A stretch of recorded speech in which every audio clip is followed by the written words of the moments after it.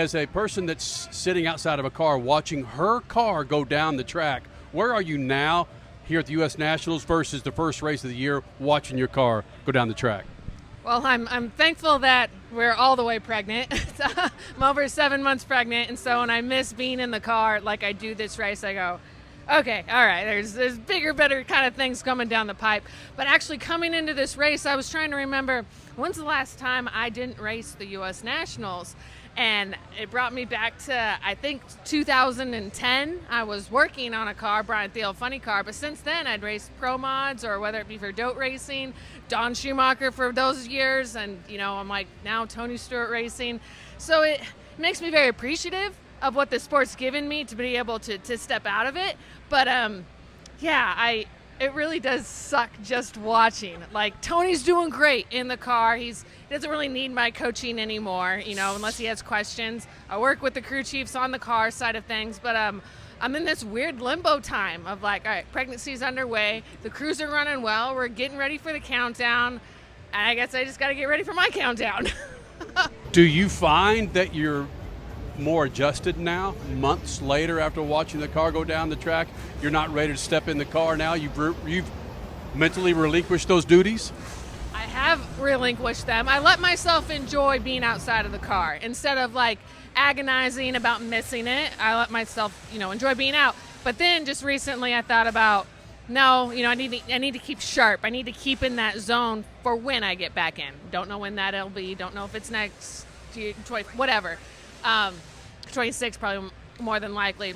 But I don't want to get back in the car and be like, oh man, this feels like 2 years. I need it to feel like it was yesterday. So I balance, enjoying this other side of it, but then also that eagerness and that adaptability, so when I get back in, it's exactly how I left it. If you got any tips on that, let me know. Go through that process, because you are extremely fit and you wakeboard, you do all these things outside of the cockpit that keep you physically fit, and that's half the battle, isn't it? So as long as you're continuing doing that sort of regimen, you're good.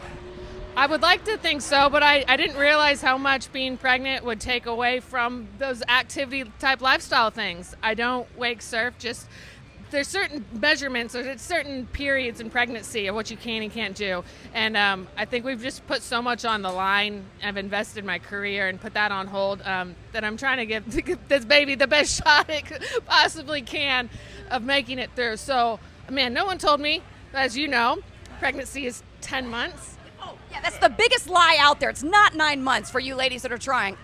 Exactly. It's not. It's 10 months. It's 40 weeks. And I thought I was a big energetic person, and it has just sucked all my energy out. So trying to figure out how to get that back safely, stay fit when you don't want to. And I've never not wanted to. I've always had the mental discipline to go after and have that drive to be fit for racing.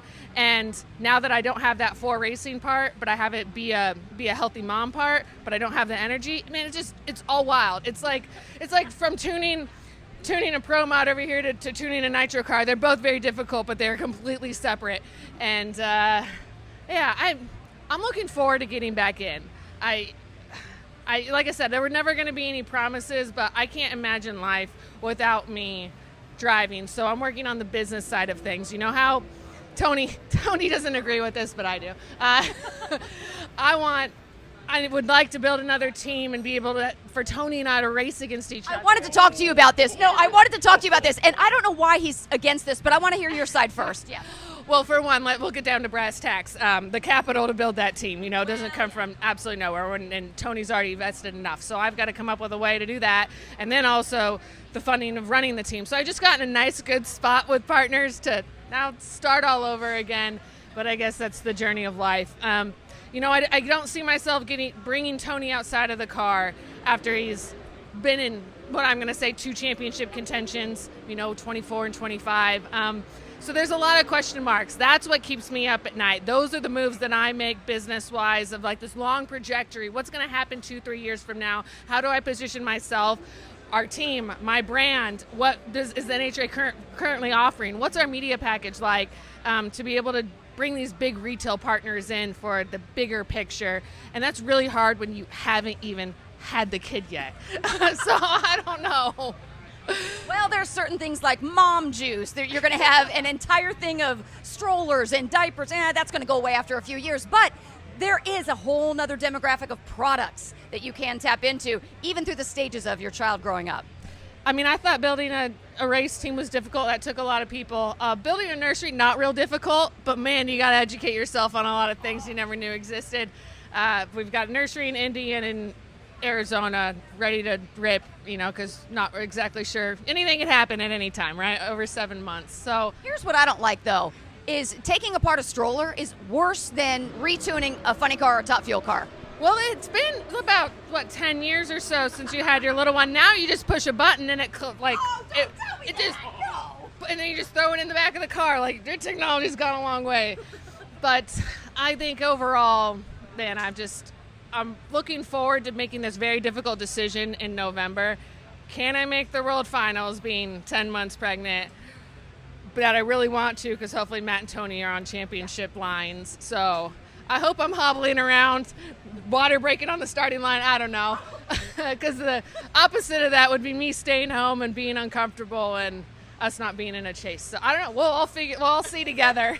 As we go on to those other sponsors, and Tony not necessarily wanting to have two top fuel cars, husband and wife lining up on the starting line, he made a comment recently about, if I beat her, I'll be on the couch for eternity.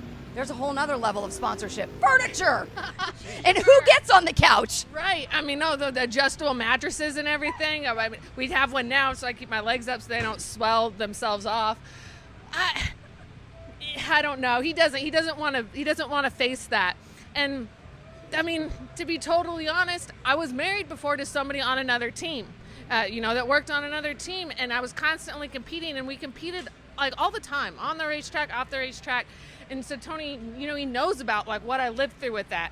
And I told him, I'm like, this is 100% different. We're one team, all team. We are a team within a team, and being able to be a force all the way till you potentially, run each other. That's the greatest thing. There's Angie Smith and Matt Smith do it all the time, and I love them.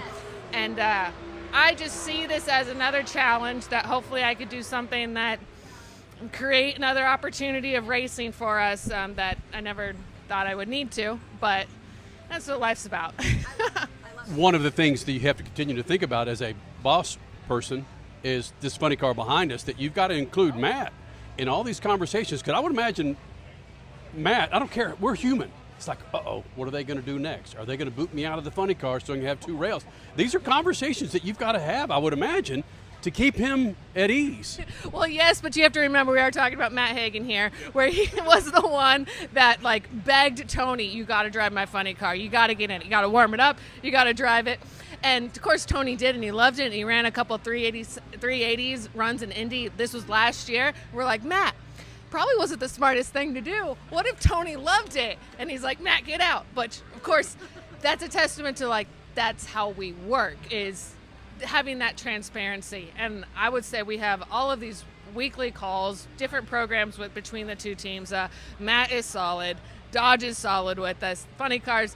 Also, Tony's not going to drive a funny car with a baby on the way. I mean, we've spoke about that.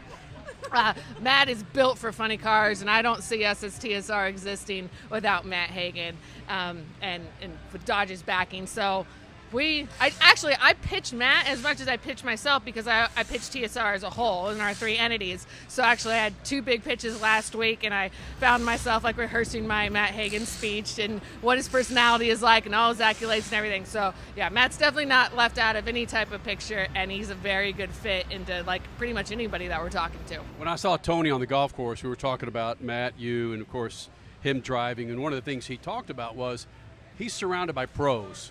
You, Matt, two people that have won and had won consistency, and unlike other drivers that come into a series, they don't have the pros around him, and how advantageous that's been for him, and it shows with some of his races.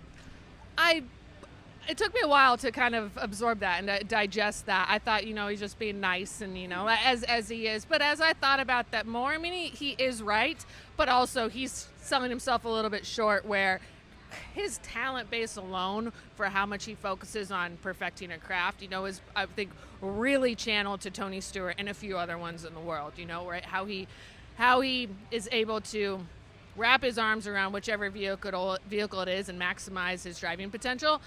But I reflected upon my years in Top Fuel, and although I was teammates with people, that doesn't necessarily mean they're raising me in the sport. So I felt like I was paddling my own canoe for a long time from a driver's perspective. And you look at Tony, having Matt and myself and maybe even Antron and a couple other friends that he has, he's surrounded by great people, and that shows, again, what this sport is about. Nobody wanted Tony Stewart to come out here and sink. I mean, maybe some people did or whatever, but as a group, as a whole, is what's best for the sport. It is great for Tony to do well. And when he wins his first race, which who knows, right? Could be U.S. Nationals. That's going to be big overall. And some people might not love all the attention that Tony Stewart himself gets, but as a sport, it's so healthy for everybody. So to bring it back in, yes, Tony has a good support system, but also the sport as itself has been a good support system for him as well. You talk about Tony being able to focus and really what he brings as a driver and a competitor. From your perspective, what is that he has? Because he wins in every damn thing he gets in. It's really interesting. It's not time. It's not like he's making a ton of laps in iRacing with the other series or practicing on the practice tree over here. I've learned that's not his go-to. That's not his regimen. It's not how he becomes great. He becomes great because what he truly loves in life, he's gifted and able to do. You know, we all have passions, and maybe what your passion isn't what you were able to make an entire career out of. Tony's one of the 0.0001 percentiles from his love of racing karts as a kid to everything he did, about not what he ate or how he ate, but how he moved in any position he put himself into, was so that he could drive a car because he just loved it so much. And that translates into drag racing. And so he doesn't feel this need to, like, I gotta practice or I gotta think about this some more. It's I want to live in this zone all the time. I want to be great, so I'm going to figure it out up here. I don't need to do all these other things. Where I was one of those, I need to do all these other things that's going to make me great. Work out over here, do mind tricks and neuropathy or whatever that's supposed to help me, where Tony works from the inside out instead of the outside in. And I hope that makes sense to anybody. It's because he doesn't have to he doesn't have to will it to happen. It's already there. It's innate. Let's give credit where credit's due, though, because he did come into this foreign type of motorsport to him, and you were the one that helped him channel that way of doing things differently in drag racing versus being up and endurance-based in NASCAR. Yes, I definitely make him focus on specifically the routine of the car more than he wants to think about, because I know he needs to. Because you might drive an alcohol car during an off week and forget to turn the fuel on because you got comfortable, right? You don't get comfortable if you go over it in your mind on your way to the staging lanes. Like, I'm there kind of this, but just enough to where I'm not the annoying wife, but or like the leash is long enough so you hurt yourself and then I bring you back in. Yes, I've learned a lot from him. You don't need to over practice and overdo everything if you get it right the first time. And I don't know, I'm never going to be Tony Stewart as a driver, and but he's never going to be anyone else but him. So there's some things right now that I'd like him to work on, because now we're midway through the season, and until he asks for it, I'm not gonna. He knows it's there. There's some small things that I know that could help just a little bit, but he has to kind of like. He's got to ask for it, I guess, of like, okay, I'm having trouble with this. How do I fix it? I'm not going to go to him and go, I see this is happening. Do this, this, and this. Because we've done that once before, and it didn't change anything. So it's got to come, right? It's got to come from him, from the inside out. That's actually a key thing in marriage. It's got to come from the guys. You can tell them as many times as you want, certain things you want done, and then when it's their idea suddenly, it happens. Whoa. I'm just saying. What is that? I thought you were going to end it on a high note, man. Hammering the man. Am I wrong? Man, so Tony went to an alcohol race the other week, and actually it was Joe Maynard, and I was talking with Joe and Brainerd, and he told me he was having the yips. And I told him what I would do when I had the yips and I needed to get away from it and how I fixed it. And so Joe cut a 30 light, and he texted me at the regional, and he's like, I'm in my 30s, I love it. And Tony tells me, he's like, you helped Joe out? And I go, listen, I'm here. I'm here. Was he serious about that? He said, don't help him too much. And listen, if I was good enough to actually help people get into 20s and 30s, there's a lot, there's so much that goes into it. You know, I guess I'm taking it all the way back. I'm looking forward to what type of racer am I going to be when I get back in the car? What kind of lights am I going to cut? And if I can just take my own advice, I'm going to live in that world. Have we, and we'll end it with this because I know we started it last year. Well, I started 2 years ago with Tony. Have we finalized the birthing procedure where he's going to be? Have we finalized that yet? Yes and no. I was going to induce between Vegas and Pomona, and now I'm not. I'm going to let God take control. So if I happen to give birth during Pomona and he's racing, then he's lucks out. He doesn't have to be there.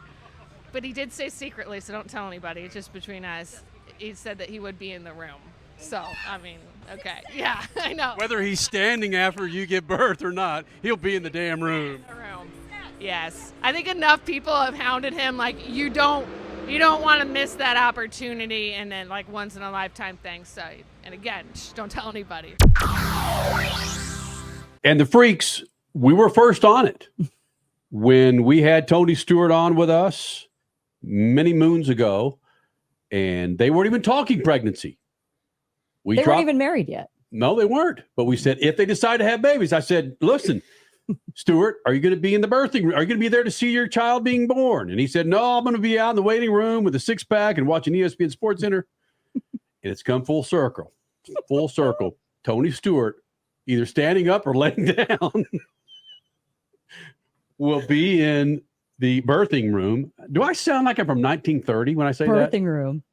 Do I say, what is the room? what do you call it? What is because it? You can just say in the room. In the room, yes. In the room. Because when we had Henley, they just came to our room. We didn't go to the birthing room. It's just the room. We had our little condo thing. Yes. It was a really sweet setup. They just like, okay, you're next. And then they left and went on to the next woman who was dying. Yeah. Somebody up there with a catcher's mitt calling signs. So yes, Tony, unless he gets lucky, as he says, and it all goes down. It all happens during the Pomona World Finals, which is a real possibility. And Tony's going for the championship while his wife could be giving birth. Boy, then Tony was, I don't think you'd mind me saying this, Tony was adamant about not having his child in California. Yeah, he's like, she's going across the border to Arizona. And that's where our house is anyway. They are hoping to have it in Kingman, Arizona. What? Don't get the city. They're hoping to have it in King George, St. Louis. Oh my goodness. What does it matter? Weird fans. That's what matters. People showing up at the birthing room for the birth of Tony Stewart's child. Tony, yeah, you couldn't be there, Like Tony, but I'm here for you, for It's Leah. like a new pope is born, you know, Yes. her pics, you know, Right. the white smoke comes up. Yeah. The white smoke. Listen, if I know that whole group, man, they'll have a promotion. Come to the birthing room in place of Tony Stewart, dressed up as Tony Stewart. Hey, it's a couple They'll weeks give after away Halloween. catcher's mitts. Yeah. Buy a six-pack of beer, you'll get a catcher's mitt to go in the birthing room. The Dodge Direct Connection logo right there. Hit the star. Direct connection, right? Hey, man. Oh, my gosh. We love Tony Stewart and we love Leah Pruett. They got a fun couple months coming up. Yes, they do. Freak Nation, we didn't talk about it, and I want to talk a little bit about it next. We're going to hear from Alex Palou and Will Power. And somebody was missing from the U.S. Nationals that I believe it was Ron Capps brought it up during his pre-race interview. That was kind of like, holy smokes, no joke. Where would the It U.S. was Nationals? noticeable. I was there all weekend. Let's keep but the it was tease going. noticeable. Keep the tease It going. was noticeable. Don't give it up, Crash. Yep. So Alex Palou, Will Power, two IndyCar Series dudes running for a championship. They'll be joining us next. And somebody was missing, the U.S. Nationals. We talk about it next. SpeedFreaks Pits and the Lucas Oil Studios. Speed Freaks, Motorsports Radio, redefined.